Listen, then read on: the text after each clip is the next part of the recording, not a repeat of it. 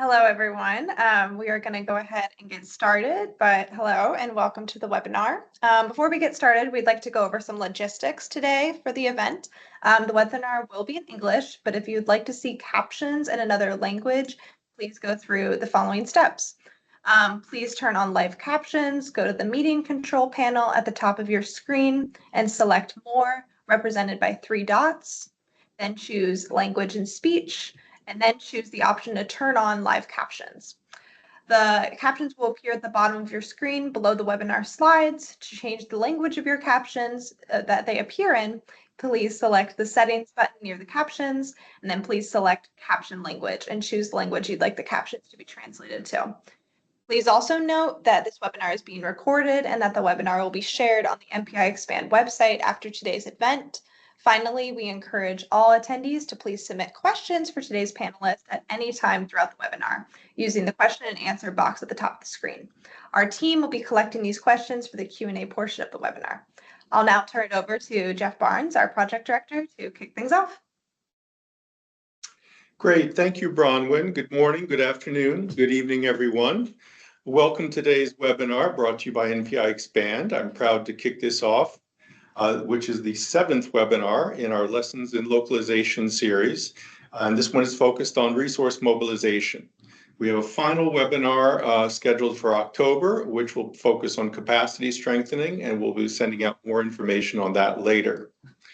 As suggested by the title of today's webinar, we are focused on resource mobilization, but primarily financial resources. NPI EXPAND has recently explored this issue in the context of a paper which we wrote and which has been posted to our website. I believe we have the link in the Q&A section if you want to follow that up and read the paper. The lead author of that paper, Laura Ostendorf-Equalis, is going to be sharing the main findings with you all today, and will also be facilitating the discussion with our panelists. Just in terms of background, in NPI EXPAND, in working with our local partners, we often heard that raising more funding was their biggest concern for achieving sustainability. And while funding is not the only factor that makes organizations sustainable and resilient, it's certainly the one that's posed the biggest challenges both to local organizations and to donors. USAID is, I think it's well known, has struggled to shift more resources from international organizations to local ones. And as a measure of the seriousness with which USAID intends to remedy the situation, they've set a global target of spending 25% of their funding through local entities.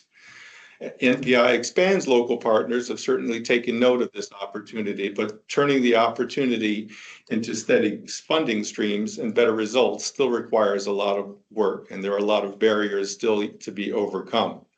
Today, we'll also hear from 3 organizations and the challenges that they've faced in pursuing their own resource mobilization strategies and their own efforts to make their organizations sustainable. So as a reminder, after today's session, we have one more webinar. I think we have the calendar there. And the last topic, as I mentioned, will be on capacity strengthening, which I think is one of the most interesting and challenging topics. This is our map, which showing all the places where we've worked. Today, we're going to have people speaking from Uganda, Kenya, and India. With that, I'd like to turn things over to Laura, who will be moderator for today's session. Laura, over to you. Thank you, Jeff, and hello to everyone. Welcome to today's webinar. My name is Laura Ostendorf-Equalis, and I'm a Senior Associate in Monitoring, Evaluation, and Learning at Palladium. And over the last year, I've been privileged to work with the NPI EXPAND team as the lead researcher to examine what strategies for revenue generation and diversification work best for local partners and under what conditions. And to conduct this research, I spoke with NPI EXPAND supported partners, as well as organizations outside of the NPI EXPAND project. So we know that resource generation and sustained revenue is a critical piece of organizational sustainability, and that becomes even more crucial during times of conflict or hardship, such as the COVID-19 lockdowns and period of limited funding and grants. And I think we'll go to the next slide to show the research question. Because in alignment with USAID's local capacity strengthening policy, NPI EXPAND works with partners across 11 countries to strengthen capacity in several areas, including support provided to strengthen resource mobilization efforts among partners to facilitate revenue generation and diversification for financial sustainability. So the next slide will show the methodology for this study. Our team used this qualitative assessment with group interviews in January 2024, with team members representing selected grantees receiving NPI EXPAND support, as well as group interviews with staff from non-EXPAND supported NGOs. And our team selected respondents such that the sample of NPI EXPAND grantees would represent a variety of countries within the NPI EXPAND portfolio, as well as a variety of experiences in organizational capacity strengthening support received, including by level of intensity, the type of capacity strengthening support, the programmatic area of the grantees, and the organization's maturity level. We also identified NGOs that have utilized various resource mobilization strategy or revenue diversification strategies outside of NPI EXPAND. So I will go ahead and share a bit of the findings from this study now. Overall, as the next slide will show, there was a significant degree of alignment in the results between the populations of EXPAND supported partners as well as non-EXPAND supported organizations. The respondents that we interviewed had implemented strategies to mobilize resources from donors, including submitting proposals, applications, concept notes.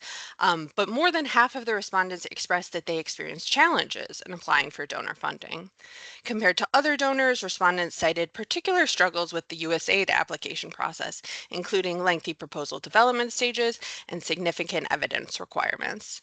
And in addition to applying for donor funding, more than half of respondents emphasized the importance of networking and forming relationships with development partners, which would help them to fundraise and diversify revenue streams. Additionally, nearly half of respondents discussed the importance of developing internal resource mobilization strategies or plans to enable revenue generation, including the amendment of existing resource mobilization strategy documents or business strategic plans. On the next slide, we'll discuss diversification a little bit, and all of the respondents have diversified revenue to some degree, with the majority of the respondents in the study stating that diversification is necessary for financial sustainability. And respondents report that they diversified between international donors, foundations, embassies, country-specific funding partners, as well as local philanthropy, social responsibility with the private sector, and local government. But despite the well-evidenced benefits of diversification, 2/3 of our respondents actually recognized that the main challenge to resource mobilization was the lack of funding from donors due to changing priorities and competition in a saturated field. To address these challenges posed by the lack of available funding, some are switching to a different technical area of focus, and organizations have diversified the nature of their organizational activities to different technical sectors. On the next slide, we discuss results of capacity strengthening support received. And for EXPAND supported grantees, we interviewed them about capacity strengthening support they received through the NPI EXPAND program, as well as for the non-EXPAND supported organizations, we discussed the types of capacity strengthening support they received and from whom, from a variety of sources. Almost all the respondents agreed that capacity strengthening support was helpful in addressing challenges related to donor funding, while also helping them to track progress towards organizational goals, increase their ability to support proposals, or leverage relationships to facilitate resource mobilization. However, all of the organizations acknowledged further support was needed, specifically in areas related to proposal writing, fundraising, and networking. On the next slide, we discuss the most effective strategies in achieving financial sustainability. The strategies that were deemed as most effective in generating financial sustainability varied by organization, but for many, they acknowledged that it is too early between the capacity strengthening support they received to see increases in revenue yet, although they do believe that they have laid out plans and strategies that would enable them to do so at a later stage. Other strategies that they noted as particularly influential in the generation of resources were participating in trainings related to their area of focus for the organization, as well as financial support around budgets or negotiating costs. We also looked into the negative financial effects of any resource mobilization strategies used. on the next slide. Expand-supported grantees had positive feedback with NPI EXPAND, and none of them experienced negative financial effects as a result of the support they received. However, although they hadn't experienced negative financial effects, they did note that they had not yet seen increases in income because of the support provided, though they do believe they have the possibility to do so at a later stage. And nearly half of the respondents in the study who had invested in resource mobilization strategies said that they had invested in some strategies that did not yield profit. So while any organization who applies for donor funding must incur costs that may not pay off in terms of new funding, it should be acknowledged that the financial burden involved in applying for proposals is greater for local organizations because they have less capital and fewer indirect pools of funds to draw from. Additionally, several organizations that we spoke with expressed concerns about the unintended impact of USAID's localization agenda, particularly related to the lack of funds awarded to Indigenous organizations. One local organization who we spoke with even noted that localization had resulted in an uneven playing field, with international non-governmental organizations and their local affiliates in the same competition as local organizations. We also looked into external factors on the next slide, which impact the ability of local organizations to generate revenue. And external environmental factors play a significant impact on an organization's ability to generate revenue. In particular, the relationship between local governments and local organizations can have a significant and at times detrimental impact on an organization's financial sustainability. In certain country contexts, governments have imposed severe restrictions upon the funding or activities of local organizations due to a misalignment in values or technical focus, particularly as it pertains to LGBTQI plus rights, women's rights, and reproductive health care. And without a healthy relationship with and direct funding from the local government, local organizations have to look to other sources of funding, namely foreign donors. However, since governmental priorities may shift based on the administration in power, respondents cited that donors tend to wait about a year after elections to fund activities in case there are political realignments. In addition to the political environment, we found that respondents cited conflicts, natural disasters, and health emergencies can affect an organization's ability to generate revenue. And to adjust to operating environmental challenges, the most requested type of capacity strengthening support was networking assistance. Nearly half of the respondents wished to be engaged with other local organizations to collaborate on funding practices, research and development, social accountability, and capacity issues. The final topic that we asked respondents about was their future plans to sustain or improve revenue generation. About half of the respondents mentioned that they'd plan to diversify donors as a step towards sustaining or increasing revenue in the future. And other respondents noted that they will continue to look for partners with whom to explore local and domestic or organizational sources of funding. Half of the respondents hope to build new partnerships and cited a desire to connect with other local organizations with aligned values to increase peer-to-peer learning and mentoring between advanced and potentially growing organizations. So while there are competitive and crowded spaces for donor funding, this finding may indicate that local partners want to work together and to collaborate to stand out in a crowded market. So we have some conclusions for the research as well as recommendations for capacity strengthening providers, local partners, and donors. And in general, our conclusion is that based on the literature review and the interviews that were conducted, there are multiple strategies that may be effective in resource mobilization based on the organization's experience and operating context. And the strategies that may work for revenue generation are going to depend on experience, expertise, and geographic and socio-political context of the organization, as well as the external factors that they experience, like political stability, donor priorities, and different parts of the context. An important conclusion that we wanted to raise is that organizations should pursue multiple strategies in their attempts to generate revenue and to achieve financial sustainability.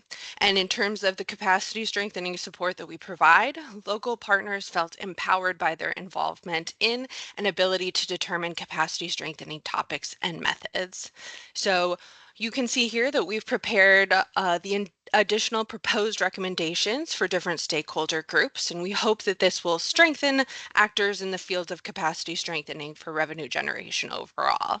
So the first recommendations we will give will be for capacity strengthening providers themselves.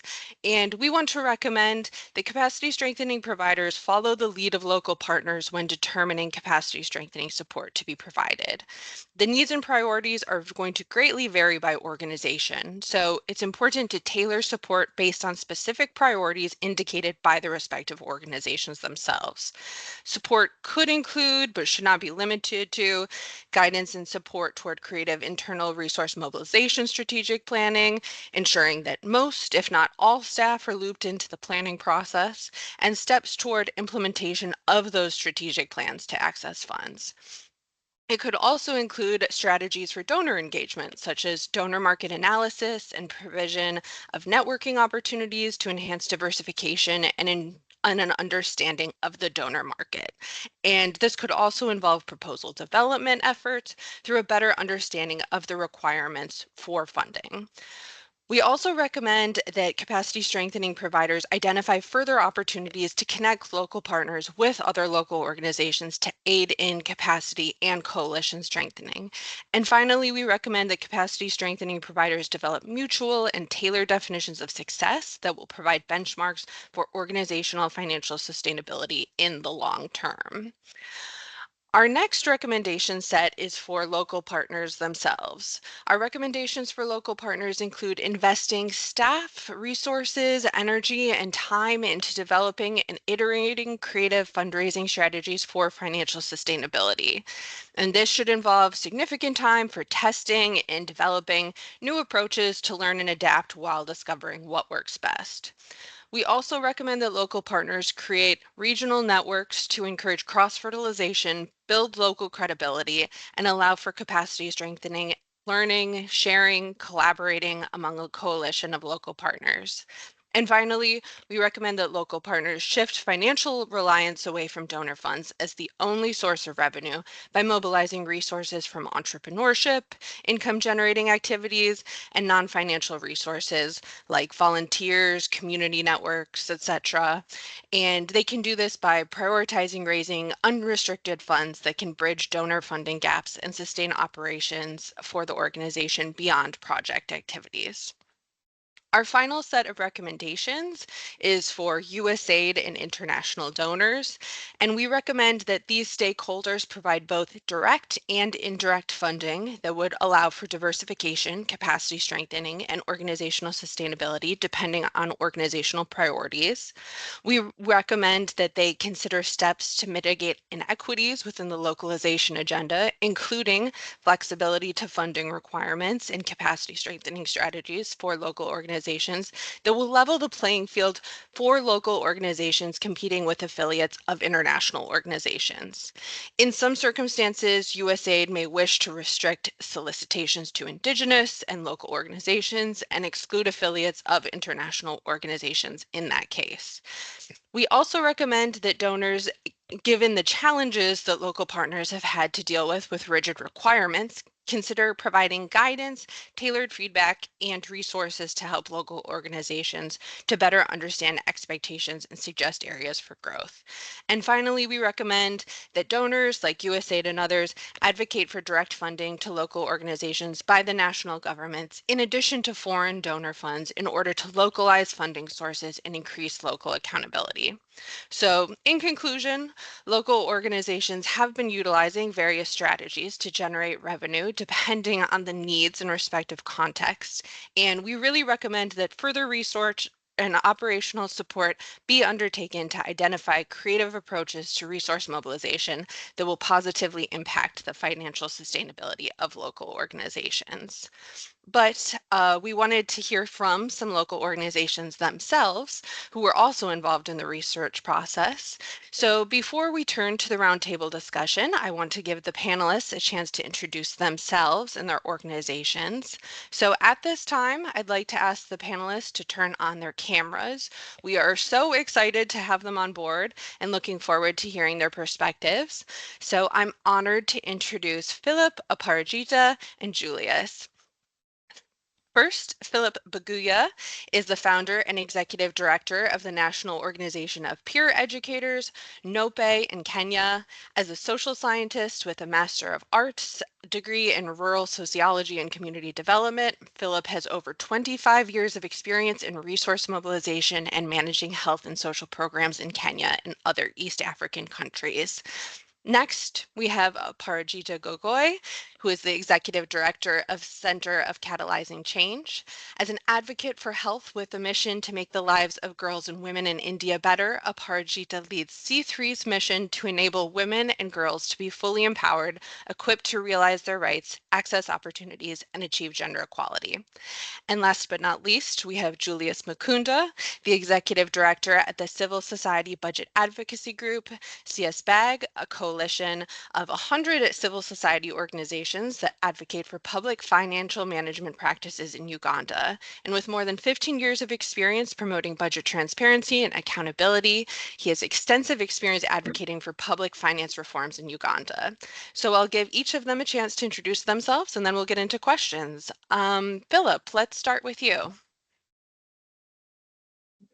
Thank you very much, Laura. My name is Philip Pawarumbogua, and I'm the Executive Director, National Organization of Peer Educators, or NOPE.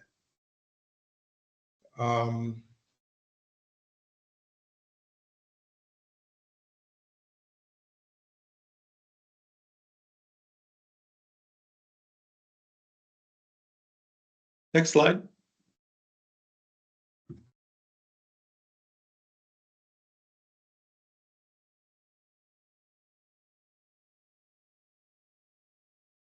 Have we lost Philip and his connection?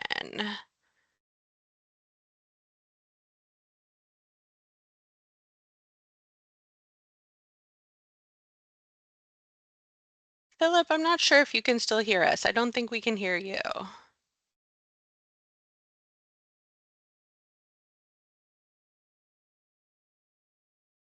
Perhaps we can let Aparajita introduce themselves and then we can come back to Philip if the connection improves. How does that sound, Bronwyn? Yes, that sounds good. I think it will be 2 slides more. Yes. So Aparajita, we'd love to hear from you. Yeah. Sorry. Thanks, Laura, and hello, everybody. Thank you for inviting me, and thank you all for joining us today. As you heard from Laura, at Center for Catalyzing Change, we work towards a future where girls and women in India are fully empowered and enabled to realize their rights, opportunities, and achieve gender equality. I'm going to take a minute to talk about our organization's evolution. We started working in India in 1987, and then we worked till about 2002 as a major kind of a USAID bilateral grant partner. But by 2002, we had started working closely with the government and we talked about nationalizing our work. And in 2002, we registered as an Indian NGO. And it gives me great pleasure that Marta Levitt is on the call today. It was under her guidance that we had registered as an Indian NGO. Then till 2009, we began the very slow and challenging process of setting ourselves up as an Indian NGO. And in January 1st, 2010, we closed the international office and set ourselves up as an independent Indian NGO. In 2014, we changed our name to Center for Catalyzing Change because we really wanted to reinforce our strategic direction and set ourselves a target to grow and diversify and be sustainable. So in 2014 now, if we look back in our our process of nationalizing and diversification and being sustainable, we have I think enabled a growth about almost 20% in our 20x, not 20%, 20 times in our program portfolio. In 2010, when we started working as an Indian NGO, our annual program portfolio was for about 17 million Indian rupees. And today our program portfolio has grown to 374 million rupees annually. Staff strength has gone from 21 to about 251. And in 2010, we had 4 donors. And since then, we have received funds from about 54 donors. You may be wondering, why am I sharing the evolution with you all? I'm doing this because what I will share today will also be based on the learning and experiences of C3 as an organization in the last 14 years. The next slide, please. Now I'll take a minute to just share with you what we do in India, what we actually do.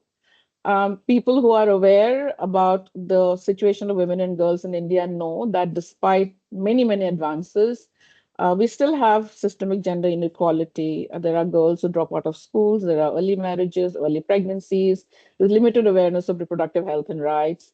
And we feel that these are barriers to women and girls reaching their full potential. They face numerous health challenges. There is disempowerment, there is lack of financial independence.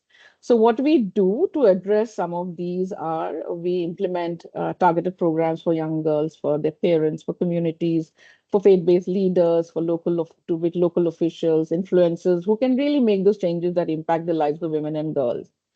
Many of our initiatives work towards enhancing the sexual and reproductive health knowledge among women and girls, among key gatekeepers, information, talking about choice, improving access and supply of essential RMNCH services.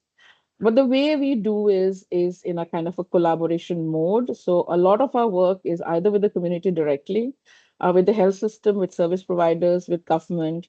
But in the health arena, our aim really is to foster quality, equitable, respectful care. I'll stop there, Laura. Thank you so much. Thank you so much, Aparajita, for that introduction. Julius, I'd love to hand it over to you to introduce CSBAG.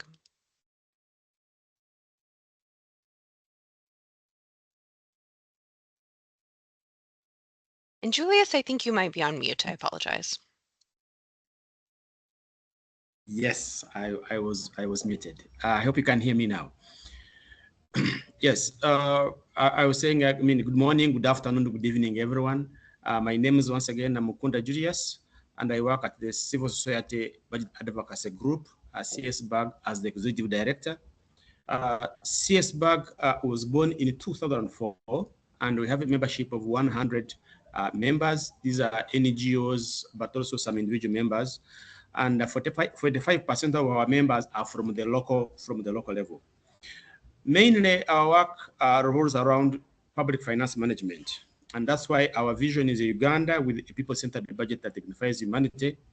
And we work to ensure that resource mobilization, allocation, and utilization is inclusive for a transformative Uganda. And next slide. And I think for me in all this is that we are very much interested in ensuring to know how government collects revenue, whether debts, taxes, and others, but also how government spends money to ensure that money is spent well. CSBAG has 5 major strategic focus areas that we work on. One is gender and social sector financing. And in here, we have seen ourselves working so much to ensure that budgets in Uganda are gender responsive, take care of ensuring that women and men, girls and boys, their specific needs are actually taken care in the national budget. Why we are insisting on this is because we have worked for quite some time to ensure that in our Public Finance Management Act, there is a provision which mandates each and every government agency that takes money from our consolidated fund to show how resources they will spend will address gender and equity issues into their sector. We also work on climate change financing. And again, we worked hard to ensure that one of the laws we have, the Climate Change Act in Uganda, specifically mandates each and every ministry to show how the money that they are collecting from government will address climate change issues. Budget accountability is at the heart of what we do. and we organize, mobilize citizens so that they can be able to engage government in the budget process, in the audit process, for example. We meet with stakeholders, we meet with duty bearers, and demand that resources can be utilized properly. Around account to public finance management issues, here that's where now we deal with the whole issues around domestic resource mobilization and the special debt management. And some of you might know that of recent in sub-Saharan Africa, developing countries are actually having debt stress. So it is something that we are ensuring that we should be able to borrow responsibly. And lastly, one of the key strategic areas, of course, is to ensure that we build a sustainable and dynamic civil society budget coalition, whereby stakeholders are skilled, we train young people, and also we ensure that we have this structured collaboration with government where we can engage on the key important public finance management reforms. Next page. I think that's probably that's the end of it. But just for purposes of knowing that we have a diverse of donor base, like my previous colleague, we started with one donor, and I can see now we have more than 10 donors. We had around 10,000 US dollars.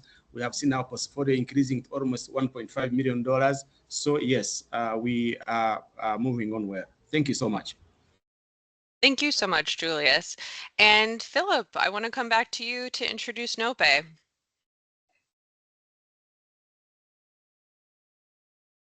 Yeah, thank you very much, Laura. I apologize for that technical hitch.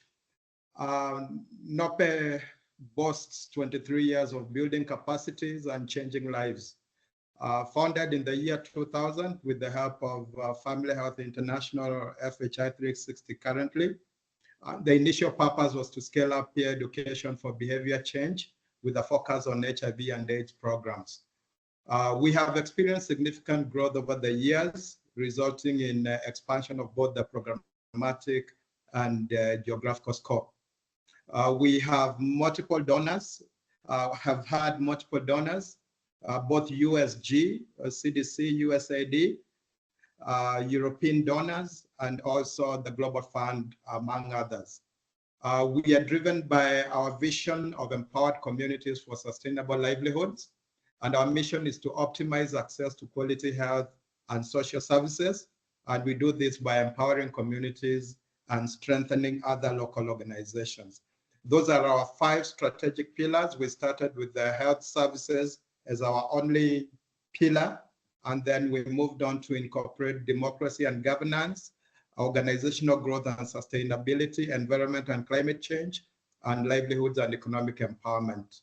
Next slide. This slide shows the importance of having a capacity strengthening component for any program. And these are some of the accomplishments that we've had with NPI EXPAND, where we were integrating family planning and maternal health with environmental conservation, but with a very targeted capacity building effort. This program found NOPE's documents not having been reviewed for a very long time, and all of them were reviewed, from the governance documents, the strategic plan, the resource mobilization plan, all the policies, and also enhancing our IT capacity. Next slide, please. This slide shows the successful programs that we have currently, and the programs that we've implemented in the past, and also the levels of funding.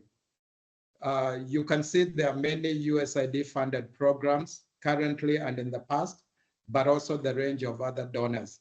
But I'd just like to point out, if we look at the current funding, the levels that we've been able to handle, the highest being 2.1 million US dollars, while the lowest is at 39,000 US dollars. If you look at the past, we had the original New Partners Initiative funded by CDC, and our funding was 5.4 million US dollars. And then you can also see the range, meaning that NOPE has built capacity to implement a wide range of programs, and there is no doubt that we can handle a lot more resources. Thank you very much. I end there. Thank you all so much. I'm really excited now to turn to this wonderful panel for a roundtable discussion based on your experiences. And I have some questions to help facilitate the conversations before we'll turn to questions from the audience. But our first question is for all the panelists.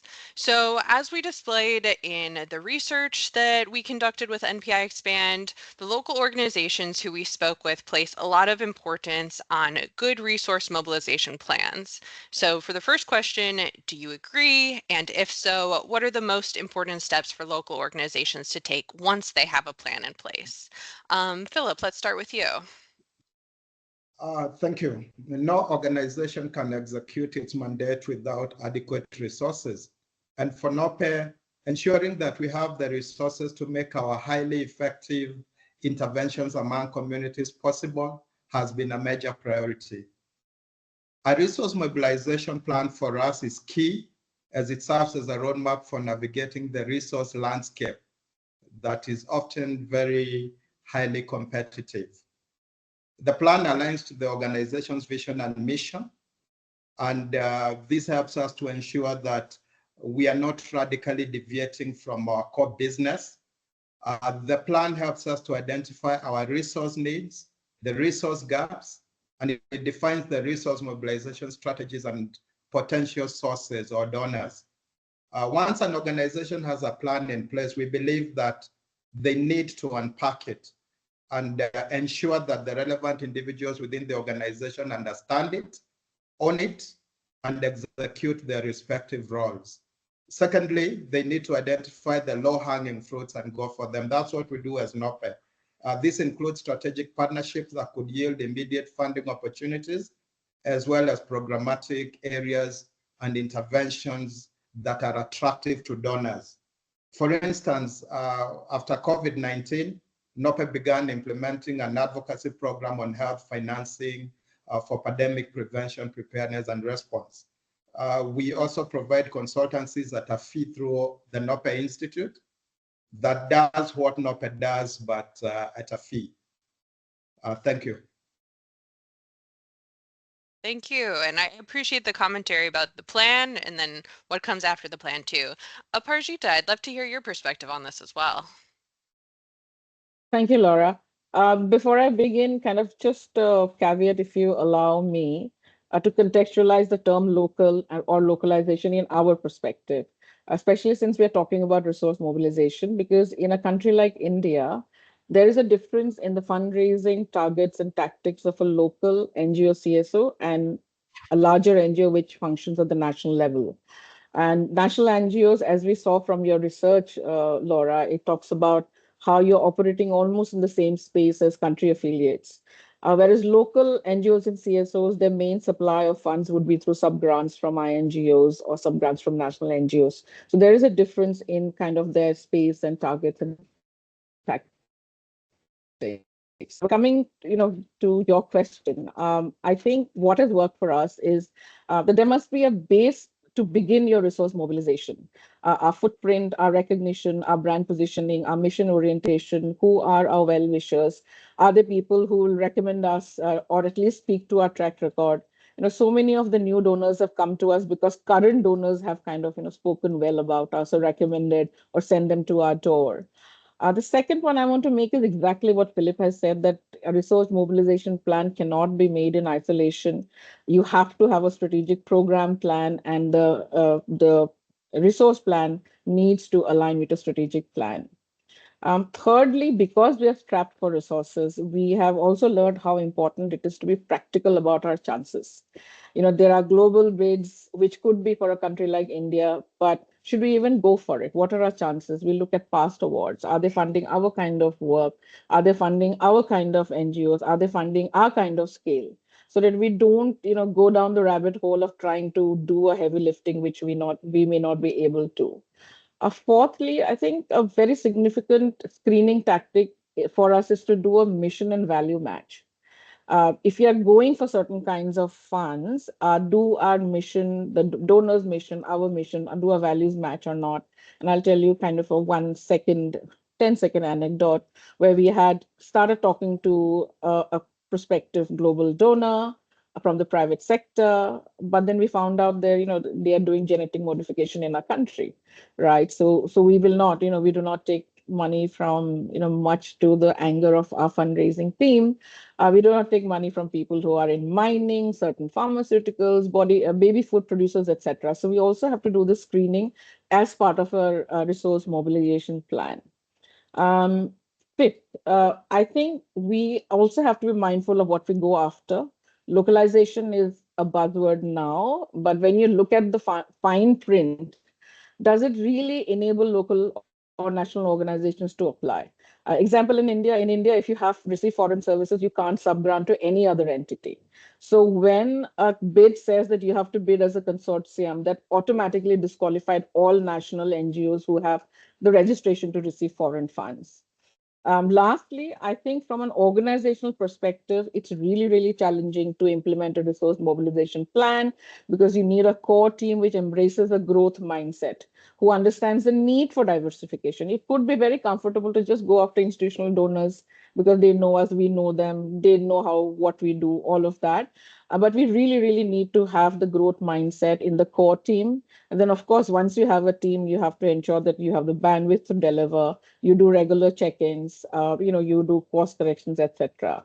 But to conclude, resource mobilization is really, really challenging. It depends on teams' headspace, strength, coordination between program team and fundraising team, the donor landscape, the regulations in the country, etc.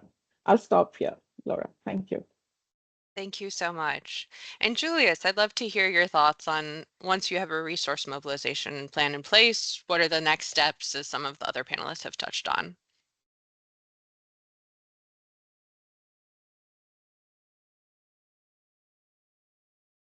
Julius, do we still have you on the line?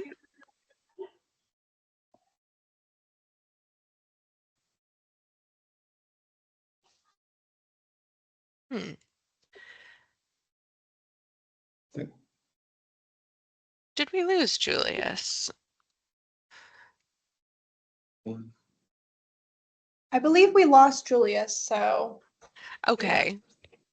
Thanks for letting me know. I hope that we get to hear his thoughts on that topic later, and we have other great questions for them. But I'd love to actually follow up on some of the commentary that you were just speaking out of, Parajita.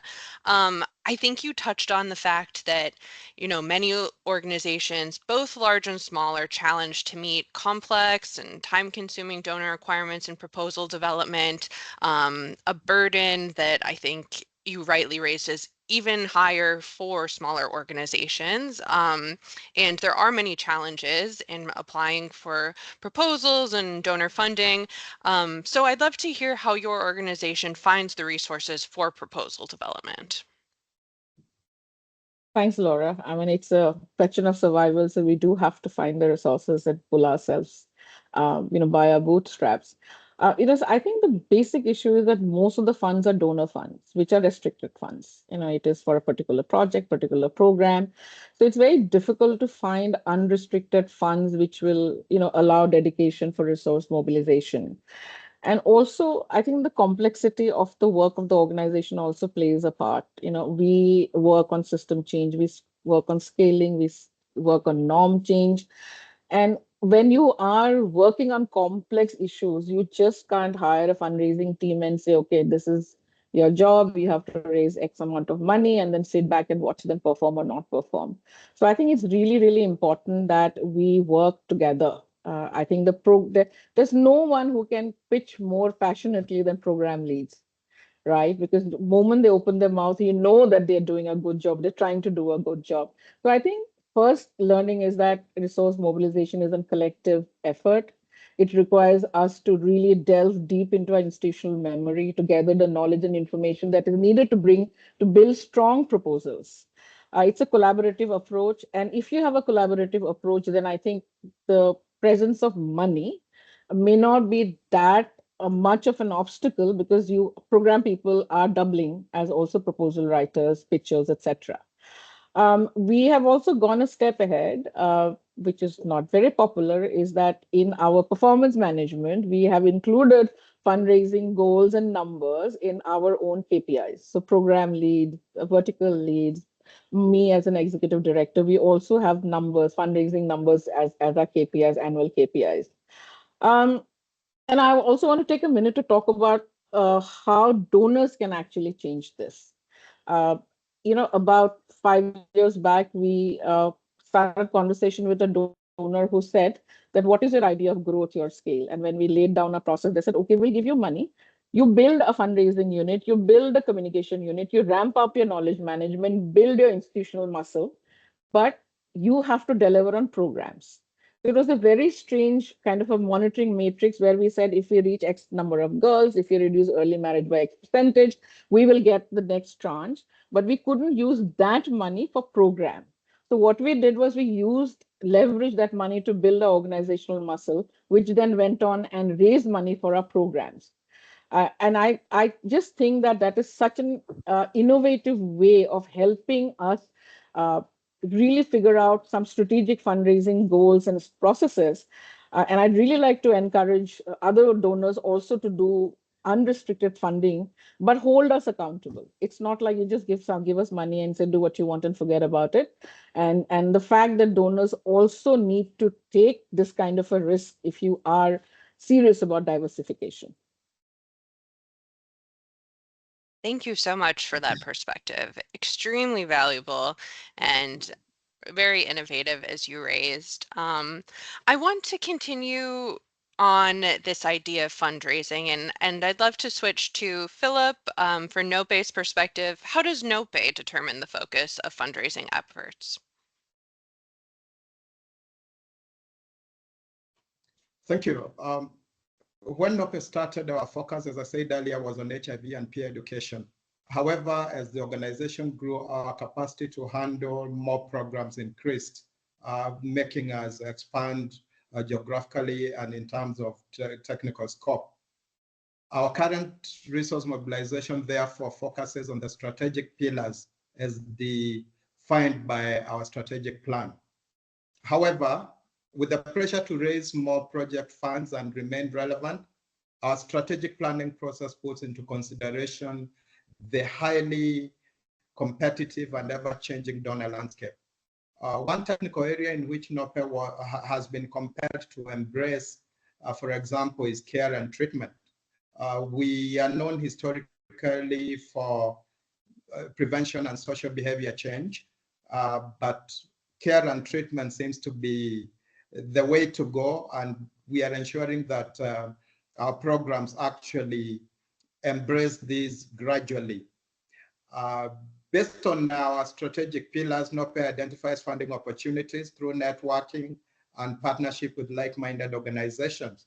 We also search for funding opportunities using available online tools such as grants.gov and funds for NGOs. Our other strategies include holding exploratory meetings with potential donors, including donors in the private sector, and establishing or joining consortia to respond to funding opportunities, either as a prime or as a sub-partner. Whenever we come across a potential funding opportunity, we normally discuss it thoroughly, explore eligibility, the chances we stand to win, and our capacity to respond within that context. It is then that we make our decision whether we want to go for an opportunity, depending on our eligibility and the extent to which we feel that we can win. Thank you. Thank you so much. And Julius, I'd love to turn things over to you. We heard a bit from the other panelists about the steps the local organizations to take once a resource mobilization plan is in place, but I also want to hear from you about how local organizations can promote creative fundraising strategies beyond relying on donor funding. And I'd love to hear some examples of creative approaches your organization has tried. Thank you so much. Apologies for the disruption. I think in terms of step, of course, you must have a plan. I think that's very important. Otherwise, you can be like a ship without a compass. And I think for us, what we have learned is that however the plan, however good it is, there are some things that must also be done. And I made only 3 of them, which we have learned for us. Number 1 is clean governance. I've called it clean governance. It means that your financial management system, are you transparent? Who is your leader? How is your leadership? How are you marketing yourself? You might have a very good plan, but if your executive director, your board members are not are not people who can stand out in a society and respected, you will not get the funding. The second one, I think, for me is adaptation and flexibility. And this does not mean mission shift, it means mission focus. And the example I will give you is that when there was a refugee crisis in Africa, donors shifted the money from PFM, Public Finance Management, and they went to deal with the refugees, which meant that even the available resources we had, donors had changed priorities. But then we realized that actually there is public finance management in refugee management, because one is how is government spending money.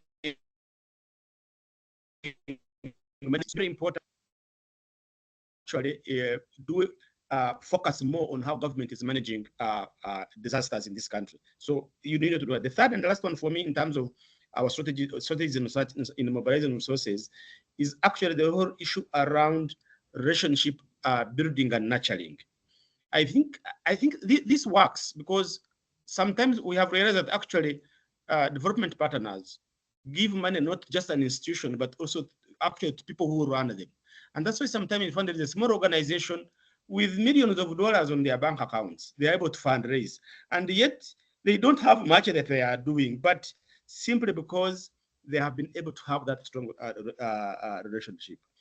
In terms of creativity, in terms of the way we have done creative fundraising in Uganda, one that has worked for us is joint advocacy fundraising. If you have a conference, we have been able to bring our members, say who is going to contribute to what, and the conference actually will go on because people will come with a different expertise and also contribution. The other one is building expertise is also very important. Who is that one who can write a very good proposal? I usually challenge my team. Who is good at writing the theory of change? You know, it's a new thing. I think for me that helped us in terms of trying to ensure that we do creative fundraising. The other one around creative fundraising, of course, is we have also decided to build expertise among us ourselves so that we can sell our product. So it's no longer that we just implement, but we are built expertise in public finance management, and organizations have come to us and say, can you come and train us? Can you develop our materials? And then we can now build and be able to generate revenue. So I think for me, those could be some of the areas we can look at it. Thank you so much. Thank you so much. And as a monitoring and evaluation specialist, the theory of change plug was definitely making me happy. So I appreciate your perspective. I next wanted to turn to questions about diversification. So in our research, most respondents had diversified funding from international donors, but had not explored local diversification as much. So Aparajita, I would love to hear, how would you suggest the local organizations increase their funding from local sources, be it the private sector or government? Thanks, Laura. I think when in an organization, when we talk of diversification, the first thing we have to interrogate ourselves is that what do we mean by diversification? What kind of diversification? For some NGOs, diversification could be that you should not be dependent on one large bilateral donor or foundation. Your diversification could mean that you find more institutional donors. For some, it would mean that we find non-traditional donors, corporate social responsibility, high net worth individuals, retail. I heard some of my co-panelists talk about, also adopting a service delivery driven model, or some would, kind of figure out of selling products or etc. But I think what we have to be mindful of is that we cannot go out and diversify on all accounts at one go. I think that is really, really important. I think the second important question is that, in order to invest in diversification of funds or local diversification, we have to figure out how much resources do we need to invest. But more important, what would be the expected ROI, the return on investment? Like, for example, in our organization, we have toyed for about 5 years about investing in retail donation, individual donation. But if after every brainstorming, we feel that we are not yet ready for it. So we are not ready to do diversification in terms of going after individual donors or retail. The third thing I want to talk about is, the country level, the landscape is very, very important. Like, for example, in India, there is a rule for companies that beyond a certain, who earn profit over a certain amount, they have to spend 2% of their profit in kind of, social causes. So that is something that many, many NGOs in India are centering and going after. But I also want to talk about the frustration in diversification, because often it is really, really small money. They will not only give you small money, offer you small money, but they will also tell you, oh, take this money and organize a health camp around my factory. Or will you take the small money and teach self-care in the manufacturing unit? Or can you just build 10 toilets where I operate? Or my logo must be big and visible everywhere. So I think the challenge is also, it is tough to align philosophically and ethically with some domestic donors, not all, but sometimes. But on the positive side, I think I think we all agree that domestic money, the magnitude is smaller than international money. But we can be creative and make good ethical use of small money. And I'll give you just two examples. We are working on very large programs on adolescent health and adolescent rights. So if we have some small money through an individual or a corporate, what we are doing right now is we are creating a first menstruators kit, which is kind of an add-on, a value addition to our program. The second example I want to state is that we have, again, a very large respectful maternity care program, which is funded by other donors. But we do have smaller monies coming in to support respectful maternity care. So we have taken money from an individual to kind of prepare or put together a respectful maternity kit, which goes to women in government facilities. Or we have taken a part of the money from a corporate donor in order to ensure that we create a digital platform, an LMS on respectful maternity care, which providers can train and get certified. So with that small money, we wouldn't have made that much of a difference, but because we are adding it, we're layering it onto an existing program, that small money is useful to us. I hope that answers your question, Laura. Absolutely. Thank you so much. And I think that you touched on really interesting and diverse aspects of diversification and acknowledged it goes beyond donors. And a surprising finding that we encountered in the research was that numerous respondents who we interviewed had diversified approaches in adapting to new technical areas that seem to be favored by donors. And for this next question, I'd love to ask both Julius and Philip for your perspectives. I'd love to hear, how does your organization balance the need to adapt to market realities and the desire to adhere to a core mission? I think, Julius, you talked a little bit earlier about, not mission drift, mission focus. Does this impact an organization's mission in any way when their activities pivot away to follow donor funding? Julius, let's start with you.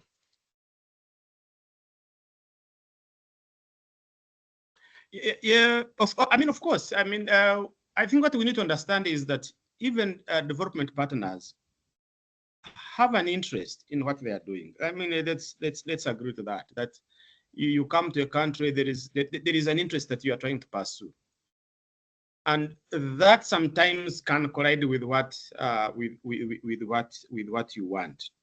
And what do you do? There are really three choices. One is you can decide to do a mission shift and then go with them, and probably now you lose your focus. There is the negotiation part. I can give you an example. Is that we have development partners who want to work in a certain area of Uganda. They say, no, we want to go to the north. We are a national organization. We work almost across the country.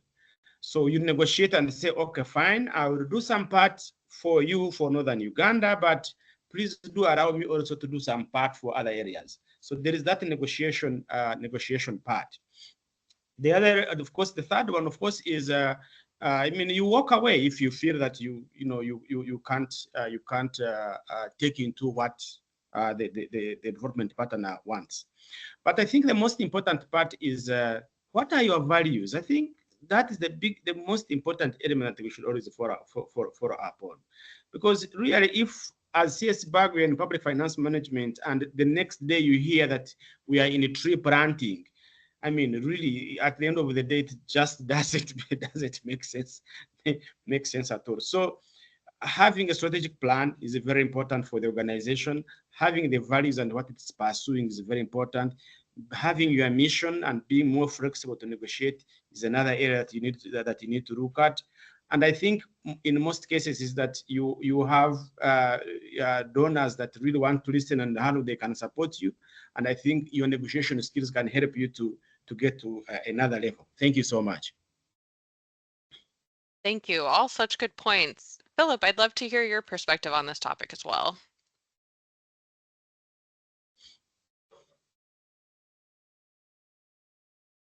Thank you very much, Laura. I would like to just give a few examples of how NOPE has tried to adapt to market realities while adhering to our core mission.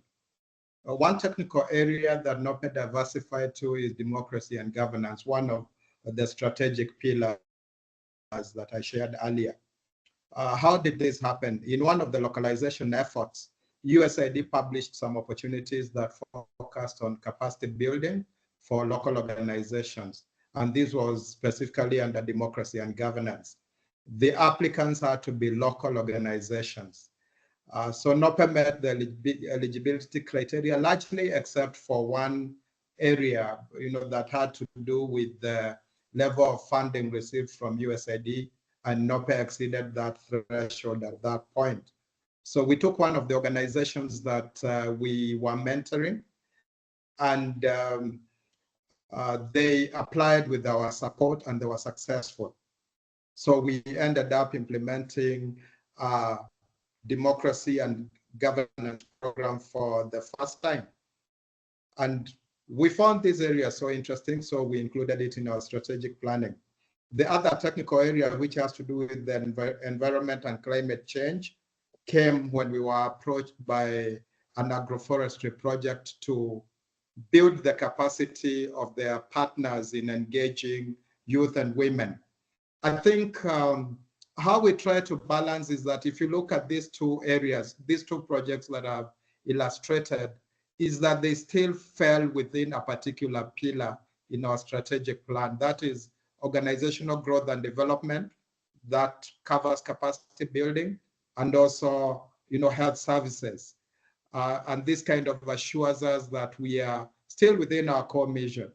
But there is a thin line. Sometimes you're so worried about not having adequate resources that you feel compelled to look out for other opportunities. Thank you. Thank you so much. I want to come back to Aparajita because you spoke about the context earlier and how the context and the environment is so critical to an organization's ability to generate resources. That was definitely a finding in the research, that the operating and political environment can be detrimental at times to the ability to generate resources for an organization. So I'd love to hear about your experience with this in India. What steps have you taken to mitigate any external challenges, if any? Thank you, Laura. I think it pays to be very, very careful and mindful. So I think what we try and do is do a very detailed landscaping of policies and mandates of the government. We match it with our mission and strategic priorities, and we figure out how some of those mandates and our mandates match, and how can we work together to fulfill the mandate. So I think in certain countries, aligning with the government is a good kind of a strategy. You know, But in order to have that partnership or collaboration, you have to be recognized as a legitimate player. They will look at your track record. They will look at whether you have the capacity to deliver. And things may change overnight. So there is risk, but I think the results are enormous if you work with the government, because governments not only have the highest, largest reach, but they have human resources. They have platforms for delivery, schools, hospitals, community centers, and they also have money allocated for these policies. So I think one thing that we try and do is to kind of align our system change work with the priorities in a state or at the national level. The second thing that we have to do very carefully is that we have to adhere to the regulatory framework. Cross your T's and dot your I. For example, in India, if we receive foreign funding or any funding which is sourced from a foreign country, we cannot sub-grant. We cannot receive sub-grants as a entity who has foreign registration to receive foreign money. So you have to ensure that none of our work are not, nor are we receiving sub grants, nor are we giving sub grants. Or we have a regulation that your admin indirect expenses must be under 20% if you are receiving foreign funding. So there are no ways of negotiating around this. So you have to adhere to the rules and regulations. That's with the government. But in India, even with the corporate kind of domestic funding, there are regulatory frameworks that we need to adhere to, income tax exemptions, etc.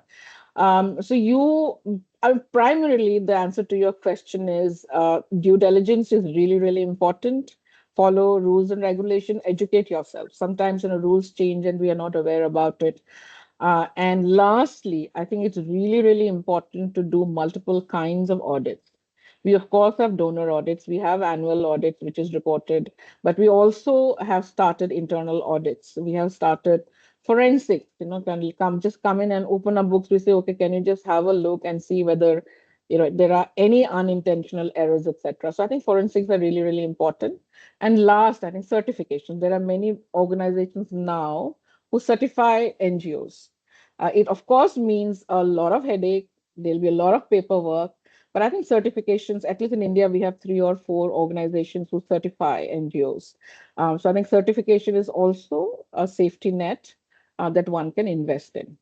Thank you, Laura. Thank you so much for sharing that. And Julius, I would also like to hear your perspective if you felt your organization's chances for funding were hurt or potentially helped by the political environment. No, that is for real. I mean, and especially for us during the general elections is when things tend to be very sensitive. For example, is that in the last general election, that was 2022, there was a huge donor fund for civil society organizations. It was called the Democratic Governance Facility. Government woke up one day and just shut it down, simply because they had some work around electoral voter education, civic education, and it was shut down. And definitely that sends a ripple effect, even to other donors who are supposed to bring in money. Because I remember once it was happened, a few of our donors were actually hesitant to give us money because they thought that actual organizations are also going to be closed. So that happens. And I think the other important element also is that when the government fails to distinguish between being political and being non-partisan. I mean, all of us, we are political, but as NGOs, you are trying to be non-partisan. So when they are unable to do that, then that begins another disaster. But also even within amongst ourselves. So if you see me on the microphone wanting a political office, and I'm now becoming non-partisan. So even ourselves, we have not been able to do that well. So that kind of misunderstanding actually leads to most organizations to be highly scrutinized, but also face a lot of government pressure. I think for me, the element of, she talked about our colleague from India, of adherence to government policies and procedure. That is very important. However bad they are, first adhere, then go ahead and start changing them. In Uganda, I think if you see us filing our annual returns to government, it's like a box full of documents. It's so hectic. But we do that, but then we continue engaging government to change the behavior. So that environment in itself, actually, if you don't apply for a license or your annual license in a timely manner, then and a donor asks for your current status or your current license and you don't have it, then you can't get the funding because it means you are not compliant. And I think for me that is going to be important. What are we doing about this? Now, first of all, is you must be very clear of what you are doing. Show government what you do, be open, be transparent, collaborate with government offices. For us at CSBAG, we work very closely with the Ministry of Finance to the extent that if there is anything that is happening to us and they hear about it, they are the ones who tell us first, you guys, we have heard about this, be prepared. That helps you to get prepared. If government wants to do any check on you, that becomes important. But I think at the end of the day, really is for me is let us be political but non-partisan and adhere to government rules and regulations. Thank you so much. Thank you. And I'm just going to share one more question and then we'll switch it over to the audience questions for y'all. But this last question is going to be for Philip. We've discussed challenges, but I want to discuss some opportunities for local partners. In the research, a lot of respondents highlighted the importance of networking with other local organizations, and that allowed them to share strategies for resource mobilization. And in particular, a lot of respondents discussed partnering with peers to have strategies to tackle challenges within proposal development. So I'd love to hear about where you've been successful partnering with other local organizations. I know you mentioned mentoring earlier. What were the positives that came out of that, and what do you perceive to be barriers for any partnering or networking? Thank you, Laura. NOPE has utilized partnership and networking in a very big way. And we believe that when we leverage on the strengths of other partners, then we are able to be successful in resource mobilization and implementing high impact programs. NOPE has partnered with both local and international organizations in resource mobilization, whether as a prime or as a sub. Let me give 2 examples. In 2009 to 2012, NOPE successfully led a consortium comprising 2 other organizations in applying for and implementing a 3-year grant. I think I showed the figure earlier, $5.4 million under the New Partners Initiative, and CDC was our donor. And this also came with the capacity strengthening component. This was just believing that we had what it took, we applied and we got it together with our partners. Secondly, when that project ended, NOPE convened some of the partners and initiated a consortium proposal to the European Union. And this was focused on maternal and child health. We sat with NOPE chairing the session and agreed on who would be the prime. And we settled then on AMUT and Andamaga Universal Relief Team because they had a presence where we wanted to have the program implemented. And this bid was successful and we implemented it for 3 years very successfully.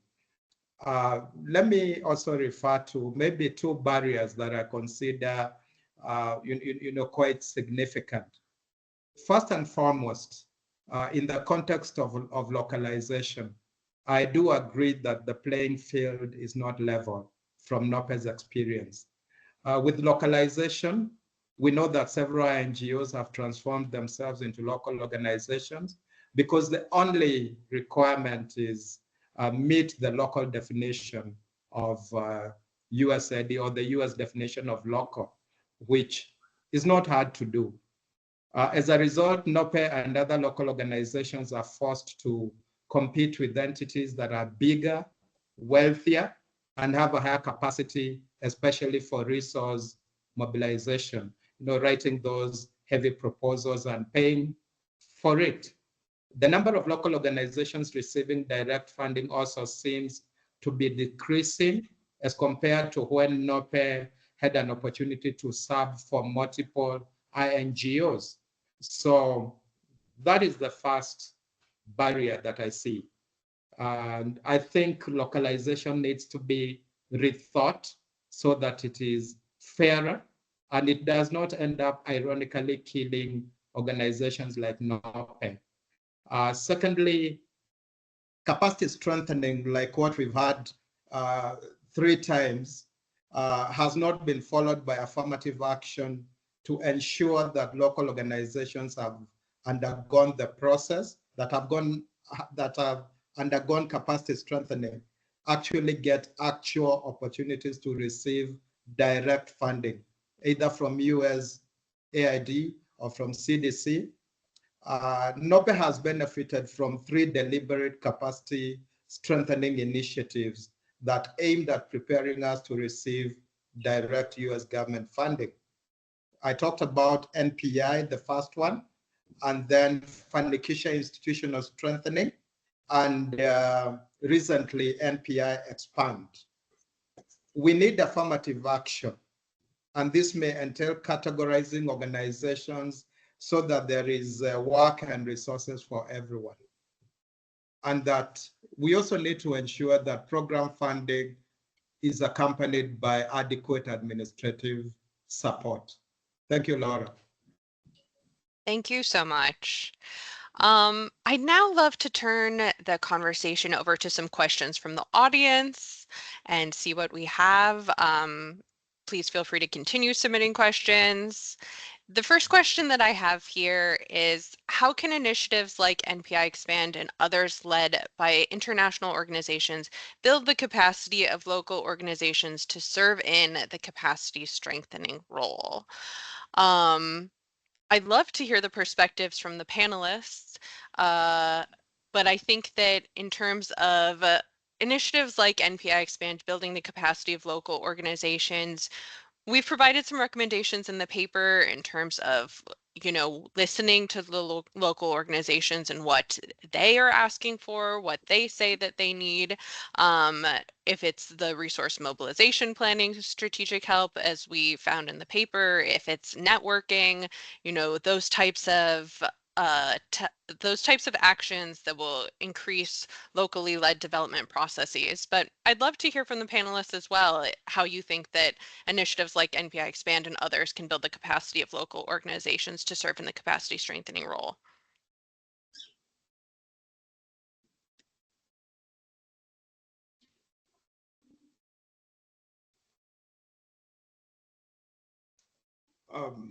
Laura, can I go ahead?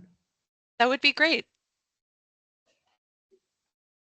Yeah, but from NOPE's experience, it is very possible for organizations, programs like NPI EXPAND to cascade their capacity to their partners like NOPE to build the capacity of other local organizations. And that is why within the NOPE core pillars, there is growth and development. That entails also building capacity of other local organizations. In the democracy and governance program funded by USAID that I referred to, NOPE's role was to build the capacity of 12 civil society organizations. And these entailed the whole process of capacity assessment, capacity building plans, training and mentorship. And I believe any serious program must have a capacity building program, like what we have had under NPI EXPAND. Thank you. Thank you so much, Philip. Can I go next, Laura? Please, please. Yeah. So I think from our experience over the years, what really works is more of a collaborative capacity building initiative, not really a top-down. Not like, okay, what are your weaknesses? Let's come and solve it for you, because that's not what really works, and that's not sustainable. So I think when we get into partnerships on capacity strengthening, we should really make a matrix, So let's say you bring in expertise in USAID grant management. We also bring in best practices about what works in a country context, right? Because we've been here, we are working. So I think it should be more of a collaborative space. And I think more than capacity building, my co-panelists have spoken about opening up the space, about affirmative action. I think the time is right for that. So if you are a donor who believe in localization, you need to put your money where your mouth is. Really I think you also talked about it, Laura, that keeping funds ring fenced which will go only to national or local organization. So I think it's a mix of both.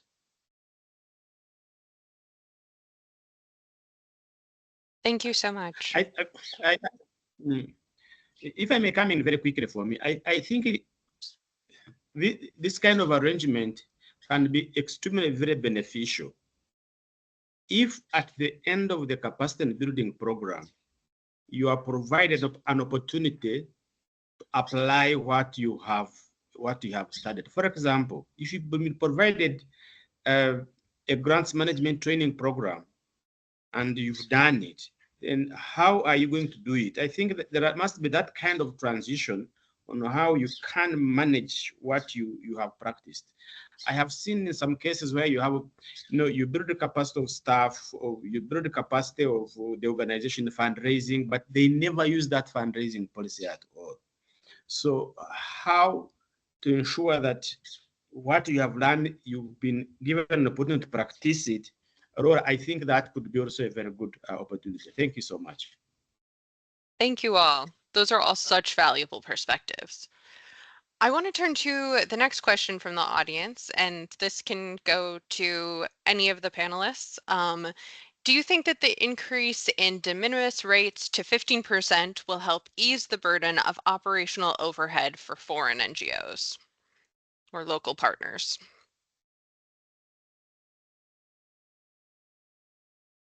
Yes, I could come into that.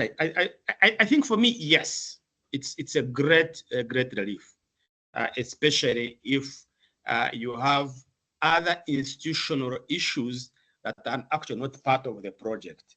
It really helps you. And I think for me, that increment is a recognition that this project is not just a standalone, it is within an institution.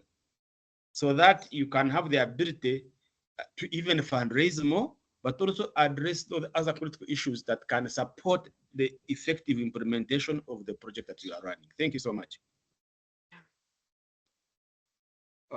Thank you. Maybe I can also come in without being pessimistic. I think we also need to ask ourselves the question, how are we applying the 10% that is already allowable before we even talk about the 15%, which would be superb. But the reality from NOPE's experience is that it is so difficult to convince the primes to give you that 10% de minimis. And even when you are lucky to have it, it is highly misinterpreted. And I think in a recent meeting of NPI EXPAND, I give an example of how NOPE had to actually show a prime how to calculate the de minimis and the modified direct costs for us to read from the same script. And luckily, USAID agreed with us. Yeah, so I think, first of all, we need to ensure that the funding practices are fair to the local organizations, whether it is a local prime or an international prime. And then the 15% is definitely wonderful. Thank you so much for sharing that perspective. And I think we have time for one more question from the audience today. So I wanted to read this one that says, another angle on the issue of adapting to market realities. How do you ensure that your staff stay abreast of new technical approaches and new technologies that can be applied to development challenges? And again, this can go to any of the panelists. Would love to hear your thoughts. I could come in. I think this is one of the biggest challenges we face. And when I saw this question, for me, actually, it even became personal. You get a team of your staff, take them through a specialized training, get an opportunity, and you take, like, how NPI EXPAND can come in. You have that opportunity. You take them through. They've learned grants management. They have learned financial forecasting. They've learned these specialized skills. And once they have finished, then they pack their bags and go. You are going back to square one. So even as you bring in new ideas, as you try to bring in new ideas, definitely somebody is also having a master skills, and then they want to work out. But the idea is that as an institution, again, is that you try as much as possible to expand the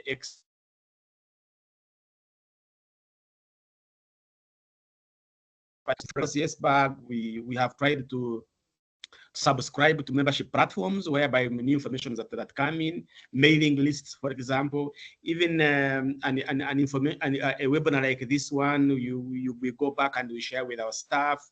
We have asked them, if you to come and attend and listen to what is happening. So we try to do that. But for sustainability purposes, and any institution must make sure that you expand opportunities so many, so that at least you have the ability to rely on a few that are likely to remain. Because NOPE would come and see one of my financial experts double their salary, and off they go. I mean, you won't be able to stop that. Thank you so much. I absolutely agree about how staff turnover is very, very difficult, especially also in countries where you are competing with projects. Big bilateral projects or a UN funded or a donor funded project comes in for 5 years. There's good money, good work, so they leave. And we are looking to hire for core position, right? So I think hiring, funding, finding talent, retaining talent is a challenge across board. But having said that, I think you're correct, Laura. In order to maintain your positioning, being updated technically is really, really important. And I think, especially after COVID, it has become slightly easier for people who are interested to upgrade their skills. There are webinars, there are listservs, there are toolkits which, if you are keen, you can read up. I still read up things that, I feel that I don't know about or don't know enough about. So I think there is an opportunity for people who want to keep themselves kind of technically updated. I think, we've created like a capacity building fund, which we are asking staff to apply. But there are challenges, even if some of us are doing the jobs of 3, 4 people. So even if you want, even if the money is there, you don't have the time to apply and take a course for 3 months, etc. But I think it's really important for an organization to say that we are here to help build your capacities. Maybe that would help people kind of recognize their space in the organization, make use of the capacity building fund or any kind of you talked about how you trained everybody. So I think it's tricky area. But there are things that you can put into place. Some of it will work, some of it will not work. Thank you. I think that's so true. And I think that you all have given us such valuable perspectives and action items to come away with. So with that response, we've come to the end of our time today. I'd like to thank everyone for their participation and extend my sincerest gratitude to the panelists for this rich discussion.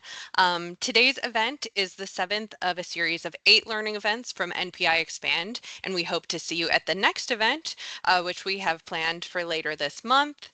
Please sign up for email updates from NPI EXPAND using the link in the chat box and in the follow-up email from NPI EXPAND to receive more information.